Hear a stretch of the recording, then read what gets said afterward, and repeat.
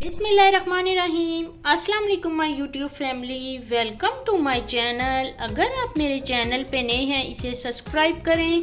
अगर मेरी वीडियो पसंद आए इसे लाइक करें, कमेंट्स करें, फ्रेंड्स एंड फैमिली के साथ शेयर कीजिएगा। आज मैं आपके साथ चिकन चरसी कढ़ाई की रेसिपी शेयर करने जा रही हूँ। चले आए अब हम रेसिपी बनाना स्टार्ट करते हैं। चरसी कढ़ाई बनाने के लिए मैंने चिकन ले लिया है 1.5 kg। मैं कढ़ाई तैयार करूंगी घी में। इसके लिए मैंने ले लिया है 250 ग्राम घी। इसे मैं करूंगी अच्छे से मेल्ट। घी हो गया अच्छे से मेल्ट। अब मैं इसमें ऐड करूंगी चिकन। चिकन कर लिया है मैंने ऐड।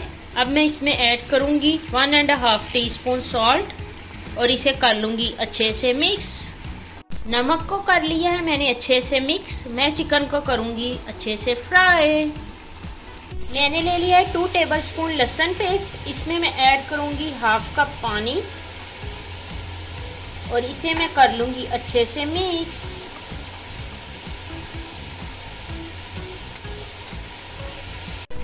चिकन हो गया अच्छे से फ्राई।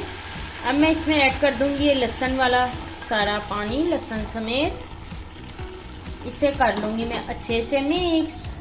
लहसुन की भी कर ली है मैंने चिकन के साथ अच्छे से मिक्सिंग। अब मैं इसे कवर करूंगी 5 मिनट के लिए। 1 kg के करीब मैंने ले लिए हैं टमाटर। इनका छिलका मैंने उतार लिया है इस तरह से। चिकन अच्छे से लहसुन के पानी के साथ पक रहा है। अब मैं इसमें ऐड करती जाऊंगी ये टमाटर। इस तरह से मैं कर लूंगी तमाम टमाटर ऐड। छिलका रिमूव कर देने से ये होगा कि हमें बाद में इनका छिलका उतारना नहीं पड़ेगा।